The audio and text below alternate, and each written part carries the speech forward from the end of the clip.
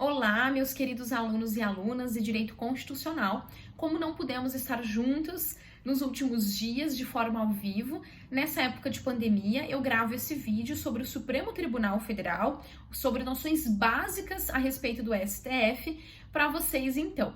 Pessoal, vejam só, nós já tratamos bastante do controle de constitucionalidade das leis, esse tema tão importante.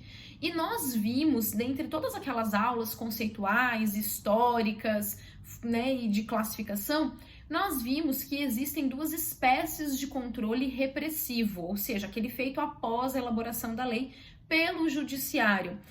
É o controle concentrado e o controle difuso. No controle concentrado de constitucionalidade, nós temos aí uma atuação do STF. A competência para realizar o controle concentrado é do STF, Supremo Tribunal Federal, né? De acordo lá com os legitimados para iniciar, então, dar início a essas ações constitucionais de controle previstos no artigo 103 da Constituição, certo?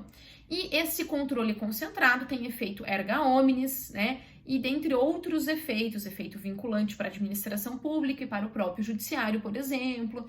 Enfim, nós veremos um pouquinho mais sobre as ações constitucionais na sequência em outras aulas. E o controle difuso, nós sabemos que é aquele controle que também eventualmente pode ser feito pelo STF, mas pela via recursal, mas é aquele controle do caso concreto feito em outras instâncias aí do judiciário, certo? E que tem efeito interpartes, porque é feito no caso concreto. Então, difuso, espalhado, no caso concreto. E o concentrado, feito lá pelo STF, pelo Supremo Tribunal Federal. Pessoal, eu gostaria que vocês dessem uma olhada na Constituição, lessem a nossa Constituição a partir do artigo 101.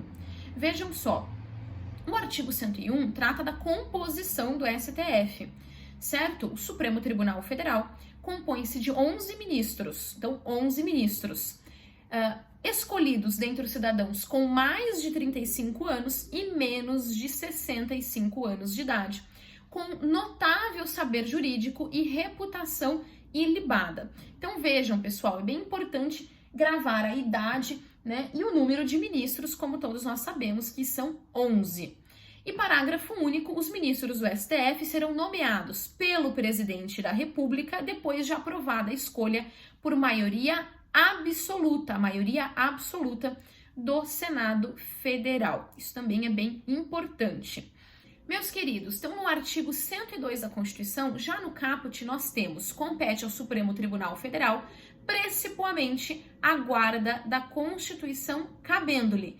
Então vejam, no caput já está definido que o Supremo tem esse dever, essa função de guarda da Constituição.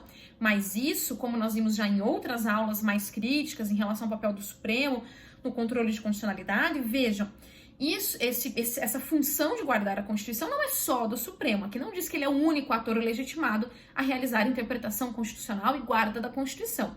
Nós já falamos do legislativo, do próprio povo, de teorias de diálogos institucionais, e também mencionamos alguns dispositivos, né, algumas outras teorias e dispositivos relacionados a isso, certo? Pessoal, vamos lá. Sobre a competência especificamente sobre os incisos. Então, o inciso primeiro compete, então, processar e julgar originariamente. Competência, então, originária do STF no inciso primeiro. Ou seja, você não ajuiza esse tipo de ação que a gente vai ver aqui nos tribunais inferiores, digamos assim, né, ou em primeiro grau. Aqui no inciso primeiro, nós estamos tratando de competência originária do Supremo Tribunal Federal. E quais são essas matérias? Vejam, a linha A vai tratar de ação direta de inconstitucionalidade e ação declaratória de constitucionalidade, a DIN e a DC, que são ações constitucionais do controle concentrado, que nós veremos em muito breve, possivelmente na próxima aula, certo? Além disso, nas infrações penais comuns, tem algumas pessoas que são julgadas originariamente pelo STF nessas infrações penais comuns. Quem são elas? Estão ali na linha B, inciso 1º, a linha B do artigo 102 da Constituição. Presidente da República, vice-presidente, membros do Congresso Nacional, os próprios ministros do STF e o Procurador-Geral da República.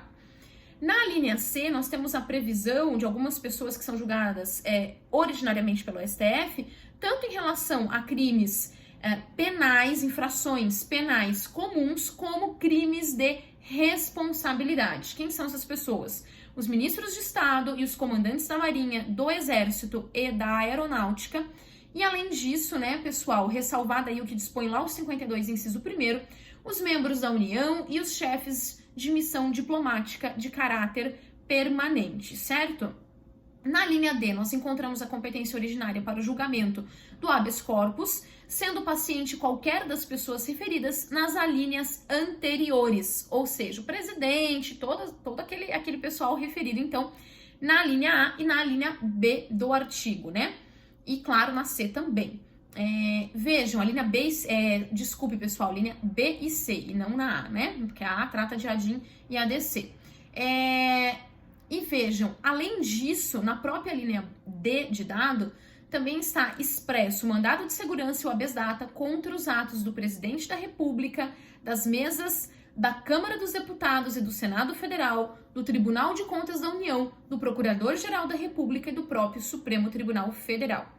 Esses remédios constitucionais, essas ações constitucionais, vocês vão aprender um pouquinho mais pra frente. O que importa é saber aqui a competência nesse momento. Letra E, né, a linha E. O litígio entre Estado estrangeiro ou organismo internacional e a União, o Estado, o Distrito Federal ou o território. Então vejam que isso também, essa matéria também é de competência originária do STF. A linha F, as causas e os conflitos entre a União e os Estados, a União e o Distrito Federal, ou entre uns e outros, inclusive as respectivas entidades da administração indireta. Vocês também vão ver alguns conceitos que cabem aqui em direito administrativo. E a linha G, a extradição solicitada por Estado estrangeiro. A linha I, o habeas corpus, quando o coautor for Tribunal Superior ou quando o coator ou o paciente for autoridade ou funcionário cujos atos estejam sujeitos diretamente à jurisdição do Supremo Tribunal Federal ou se trate de crime comum, de crime sujeito à mesma jurisdição em uma única instância. Então vejam aí, vocês também estudam isso em direito penal. J, a revisão criminal e a ação rescisória de seus julgados. L, a reclamação para a preservação de sua competência e garantia da autoridade de suas decisões. M, a execução de sentença nas causas de sua competência originária, facultada a delegação de atribuições para a prática de atos processuais. N, a ação em que todos os membros da magistratura sejam direta ou indiretamente interessados e aquela em que mais da metade dos membros do tribunal de origem estejam impedidos ou sejam direta ou indiretamente interessados, certo? E, além disso, os conflitos de competência entre o STJ e quaisquer tribunais, entre tribunais superiores ou entre estes e qualquer outro tribunal. P, o pedido de medida cautelar das ações diretas de inconstitucionalidade. A gente vai tratar dessa ação na próxima aula, ação direta de inconstitucionalidade, a DIN. Q, o mandado de injunção quando a elaboração da norma regulamentadora for atribuição do Presidente da República, do Congresso Nacional, da Câmara dos Deputados, do Senado Federal, das mesas de uma dessas casas legislativas, do Tribunal de Contas da União, de um dos tribunais superiores ou do próprio Supremo Tribunal Federal. R, as ações, inclusive, sobre a letra Q, vocês também terão uma aula só de mandado de injunção, então fiquem tranquilos em relação à linha Q. R, as ações contra o Conselho Nacional de Justiça e contra o Conselho Nacional do Ministério Público. Então, pessoal, aqui no inciso 1º nós temos todas essas disposições, veja que vai até a linha R da competência originária do STF. Então, todas essas ações, a maior parte que vocês verão depois, na sequência, ou em algum outro momento, em alguma outra disciplina também, como as ações ali que dizem respeito ao direito penal, serão ações de competência originária do STF. Pessoal, além disso, o inciso 2º do artigo 102 da Constituição diz que também compete ao Supremo Tribunal Federal julgar em recurso ordinário. Veja, recurso ordinário. A linha A, o habeas corpus, o mandado de segurança, o habeas data e o mandado de injunção decididos em única instância pelos tribunais superiores, se denegatória a decisão. Linha B, o crime político. Crime político. Vocês vão estar um pouco mais para frente também o que é o recurso ordinário. Inciso 3º, julgar mediante recurso extraordinário as causas decididas em única ou última instância quando a decisão recorrida contrariar dispositivo desta Constituição, declarar a inconstitucionalidade de tratado ou lei federal, julgar válida lei ou ato de governo local contestado em face dessa Constituição e D, julgar válida lei local contestada em face de lei federal. Vejam, pessoal, esse aqui, o recurso extraordinário, já é mais conhecido de vocês.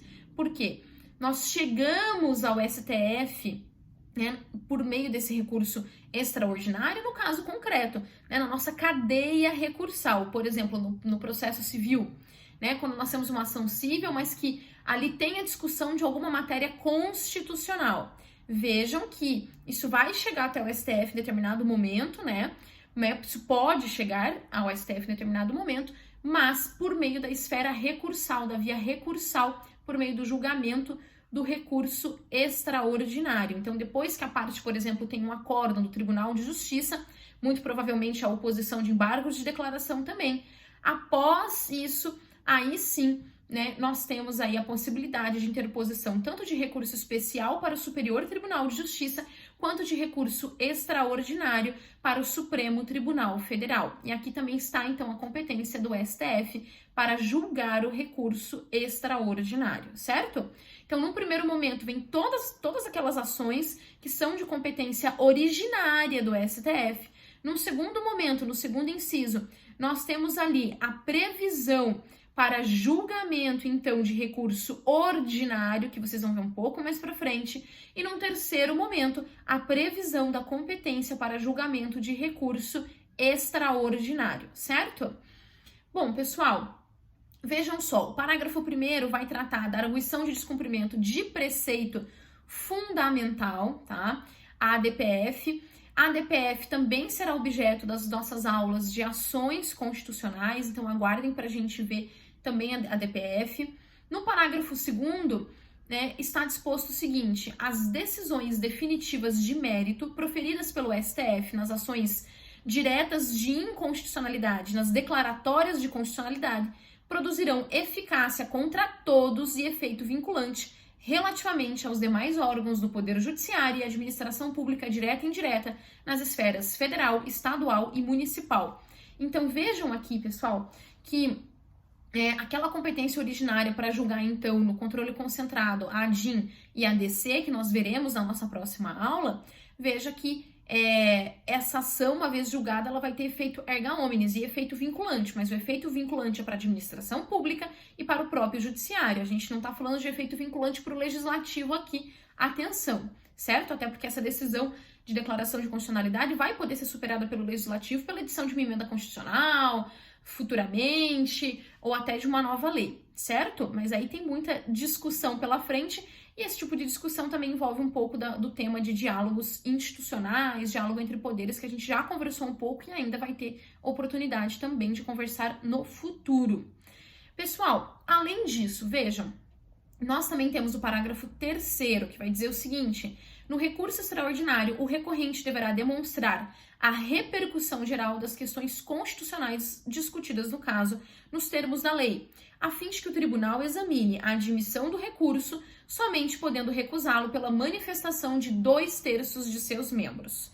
Aqui, pessoal, é algo que vocês vão estudar no 6º período em Direito Processual Civil, quando vocês verem recurso extraordinário, certo? E aqui é o requisito da repercussão geral que vocês com certeza verão lá. Pessoal, o artigo 103 vai ser objeto de estudo na próxima aula, quando nós falarmos dos legitimados para a ADIM e para a ADC, ação direta de inconstitucionalidade, e a ADC que é a ação declaratória de constitucionalidade, certo? Então a gente vai ver esses dispositivos, essas ações constitucionais na próxima aula. E o 103 trata justamente dos legitimados. Quem são os legitimados para propor, essas ações, essas duas ações, a ADIM e a ADC? aí para realizar-se então o controle concentrado de constitucionalidade. Quem são os legitimados? Aqui a gente vai ter presidente da República, mesa do Senado Federal, mesa da Câmara dos Deputados e vários outros legitimados. Mas esses legitimados aqui, pessoal, né, eles podem ser classificados em universais e especiais. Os especiais precisam, inclusive, demonstrar pertinência temática, como, por exemplo, o governador de estado. O governador de estado não vai poder, então, né, iniciar aí uma DIN, uma DC, de uma legislação. Se ele é governador do estado do Paraná, ele não vai poder ter como objeto a declaração de inconstitucionalidade na ADIM de uma lei que é, sei lá, do Acre, que não se aplica ao seu estado, de uma lei estadual do Acre. Isso não faria nenhum sentido, certo? Então, a gente vai ver na próxima aula que alguns desses entes legitimados, eles devem demonstrar, então, pertinência temática, certo?